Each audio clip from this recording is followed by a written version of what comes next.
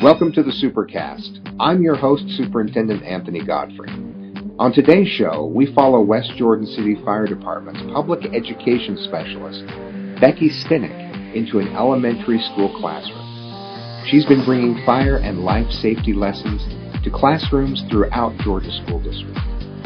In this class, young students are learning about everything from fire safety to first aid to smoke alarms and much more. Let's start with Becky Steeneck and some second graders at Fox Hollow Elementary School.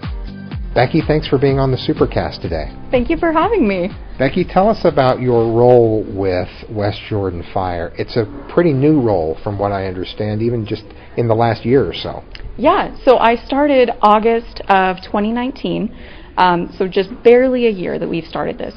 My title is Public Education Specialist, so I am developing all of the programs and all of the curriculum that we use to teach the community about fire and life safety. And teaching the community about fire and life safety involves schools, of course, and that's why we're here. But there are other aspects to your job as well. Can you tell us just overall, what are your responsibilities related to public education? Absolutely. So you're right, we do a lot of community classes. So we're starting CPR, first aid, and AED training courses. We're also doing a babysitting academy where we'll teach young kids how to be effective babysitters. We teach them about child care and first aid and how to protect themselves while they're babysitting and be safe. We're going to be restarting our CERT class. CERT stands for Community Emergency Response Team. So we teach people how to prepare their households for disasters and how to help their neighborhoods and their communities when that kind of thing happens. We're also looking at starting next year some junior firefighter academies where kids will get to come to the station and learn how to be firefighters. We're also going to be starting some Spanish speakers emergency preparedness courses, so teaching those in Spanish for Spanish-only speaking citizens and teaching them CPR and emergency preparedness and things like that. So I'm just looking at kind of the needs of the city and what people need to know and what they need to learn in order to be safe. That's a wide array of educational options, and the one that stood out to me, I've heard of many of those, but the Babysitters Academy is interesting. It sounds like a series of novels for tweens. Tell me more about that, the Babysitter Academy. I did some babysitting in my day. Did little you? money babysitting. Yes, I did. All right. And I probably could have used an academy before I started doing that. So tell us a little more about that. Yeah, it's really great. We're really happy with it. So it's a 3-hour course that we offer after school to kids 12 to 14 years old. So we'll go through and we'll teach them some basic first aid and CPR in order to keep the kids safe. And then we talk about age-appropriate activities for the kids because we don't want babysitters just going in and turning on the TV and, not playing with the kids. We teach them to bring in age-appropriate activities for the kids that they're babysitting. We also talk about how to care for infants, so like diaper changing and swaddling and things like that. We also talk about how to keep themselves safe while they're babysitting because we want to teach kids how to make this sort of a career for themselves so that they can save money to use for school or other activities.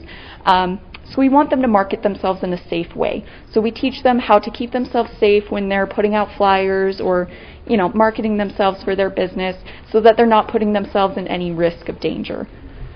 That sounds very useful and something that's, if kids participate in it, they'll have skills that they can use in a lot of circumstances, not just babysitting. Absolutely. Well, like I said, you have a wide range of options. And if someone who's listening wants to sign up for one of those, CERT training or Babysitters Academy, what would they do to sign up for that? Where would they go? So it's just on our website. So if you go to www.westjordan.utah.gov/public-education, we have all of our classes listed there, so you can look at the fees, look at the schedule, and there's a registration form to sign up. Great. And those are rotating classes offered at regular times throughout the year? Yeah, absolutely. One aspect of what you do, of course, is visiting classrooms. And I was able to watch just a little bit of what you were doing there, and it's really exciting to see how engaged the students are. Tell us about what you cover in those classes and what are some of the activities that you do with the kids. Yeah, so for each grade, I do a different topic so that we can kind of scaffold on fire and life safety learning. So, for example, in kindergarten, we talk about dangerous things. So we talk about don't play with matches, always wear your helmet when you ride your bike, things like that. Still good advice at Still any good, age. exactly. Yes. And so then first grade, we talk about escaping your house when there's a fire and how to do that. Second grade, we talk about our job in the city and how they call 911. Third grade, we talk about burns and how to keep yourself safe from burns and preventing those. Fourth grade, we talk about first aid, and we get to practice some of those techniques. Fifth grade, we'll talk about disaster preparedness, and it's really great for fifth grade. We've partnered with Red Cross to deliver their pillowcase project. So we've got a lot of fun materials that we bring in the class and talk to them about preparing for disasters and getting themselves ready before that happens. And then sixth grade, we talk about science of happiness. So we talk about coping strategies that the kids can use and just how to keep themselves happy in kind of a hectic world right now. I love that it's all calibrated for and adjusted for the right age group and for the grade that you're speaking with. Are there certain things that kids are susceptible to at particular ages that you want to help them avoid? Absolutely, and we look at that when we develop our curriculum. So for example, we look at the CDC and all of their statistics on what certain injuries or illnesses happen to kids at certain ages, and then we develop the curriculum based on those injuries so that we can help prevent them at that age.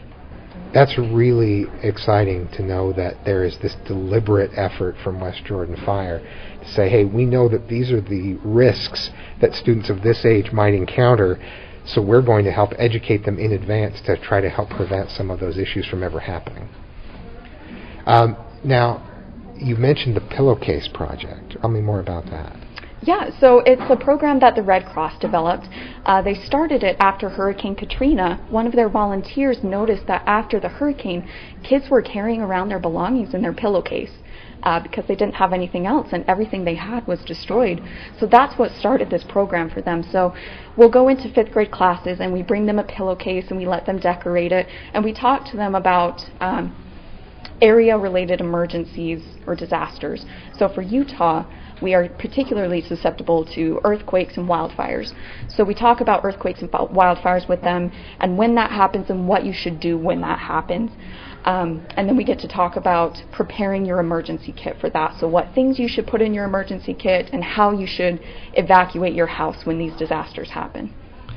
What are some of the interesting questions that you get from kids in classes? Oh, I'm my sure goodness. that when you're meeting with students from kindergarten to sixth grade, and they may not have talked with someone from the fire department before, you're going to get a lot of questions. So what are you hearing from kids in classes? Kids love to ask what is the biggest fire that you've ever fought.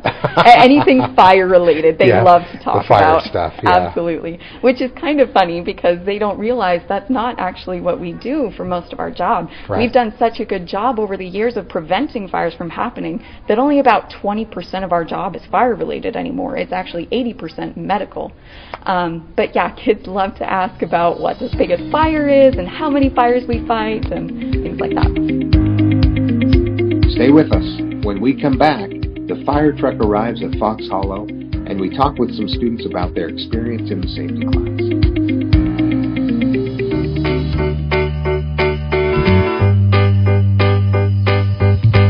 Hello, my name is Stephen Hall. I'm the director of the Jordan Education Foundation. Every year, the Jordan Education Foundation, together with magical volunteers, helps provide Christmas for students who might otherwise go without during the holiday season. While many things have changed since the pandemic, one thing does remain the same. That's our desire to help students in need. This year, through major donations from Larry H. Miller Charities, Discover Card, Kennecott Rio Tinto, and many other individuals, together with the support and the generosity of Walmart in South Jordan, we will provide Christmas for at least 400 students in Jordan School District. We need your support. We need you to help actually go to Walmart and collect the gifts that the students have chosen online. This will allow us to offer a safe curbside delivery for kids and their families. Join us in bringing smiles and love to students in need during this holiday season. Please sign up to volunteer to shop for these students on December 7, 8, 9, or 10 between the hours of 4 p.m. and 8 p.m. The website to sign up is jeffchristmasforkids.org. There you can go, and you can sign up as a volunteer, and you can choose a date to shop. Spread the word for others to sign up as well. Be one of Santa's helpers this holiday season and provide Christmas for kids. Thank you so much from every one of us here at the Jordan Education Foundation.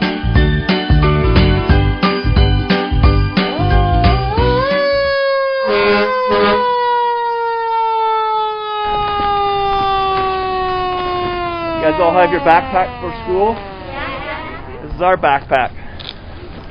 Okay?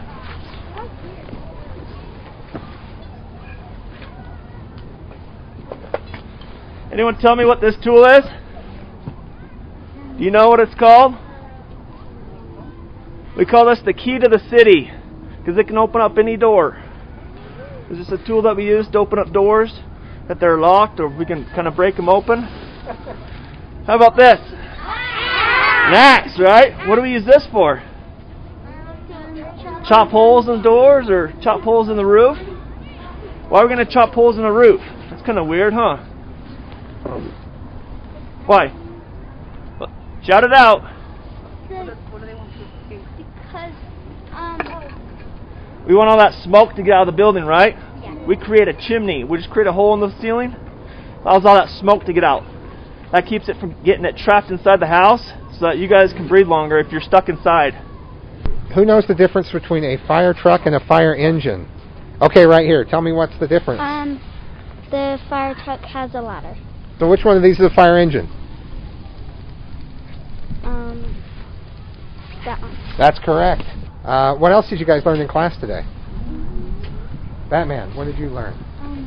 In the older days, so they didn't breathe in so much smoke, they would get their beards all with water, and then they would suck on it. They would suck on their wet beard to keep smoke out of their face. Mm-hmm. Wow, that is something I did not know for sure. What did you learn about calling 911 in class today? That when you call 911, they'll like ask you questions when you're calling them. How do you call 911 on a phone that's locked? Like an emergency button that you would press, and then it'll let you call 911. You'll have to memorize your address because they'll ask you if what address you have. So you have to always memorize it. Becky talked to you guys about not breathing smoke, right? Yes. What do you do to not breathe smoke? What do? You just yell it out. Get down low. You guys get down low, right? You don't want to breathe that smoke that goes up high. So you guys got to get down low to get out of the house. We have our air tanks. We have compressed air in this bottle, and then we have our mask that we wear so that we can breathe air. We're back with Becky Steeneck. What do you like most about being in class with students? I love the interaction. I love getting to talk to the kids and hearing about their questions and concerns. I feel like that helps me build a better program to hear about what they're concerned about and what they're thinking about in their emergencies. I also love getting to build a curriculum that's helping the students be safer in their lives. So I like to see that the work that I'm putting in to help prevent some of these disasters from happening, seeing how that plays out with the students and how they take it in. I just love getting to know that I'm making a difference by helping these kids be safer. Although you don't always get the accolades when something doesn't happen, we normally pay attention to what does happen. That's really the focus, is making sure these things don't happen in the first place. And it must be very rewarding to know that the kids are prepared for for a lot of things that may come their way. Yeah, I absolutely love it. Typically after the class, we get to have the fire truck come, and the firefighters will do some interaction with them and show them different things on our fire trucks. And they'll ask them some of the questions that I covered in class, and it's very rewarding to see that the kids be able to answer it so quickly and so knowledgeably. It's just very satisfying to know that they have this knowledge now and they're prepared for what comes next. Well, like I said, when I was in the class, I could just tell that you really had their attention and they were very interested in knowing more. So we're thrilled to have you in our classrooms and really excited that students are getting this opportunity. I spoke with the chief, and he said that his goal really is to make sure that every student that comes through West Jordan Schools has had interaction with the fire department and has the skills to help prevent injuries and accidents and know how to respond in an emergency. I think that's a great goal, and we love that you're here helping meet that. Oh, we appreciate that. I mean, that's definitely the purpose of this position. We want every student in West Jordan to have this opportunity to get this information and to be prepared for whatever disaster or emergency comes upon them. Tell us, what are some of the things that the firefighters will point out to the kids when they have the truck here at the school? So one of the big things that the firefighters talk about is their turnout gear. So that's all of the fancy equipment that we wear when we go in to fight a fire. We'd like to put that on and discuss it with the kids, because often if it's the first time a kid has seen us in all of that gear, it can be kind of scary. And we don't want that, because if we have to go into their home when it's on fire and rescue them, we don't want them to be afraid of us. We want them to come to us.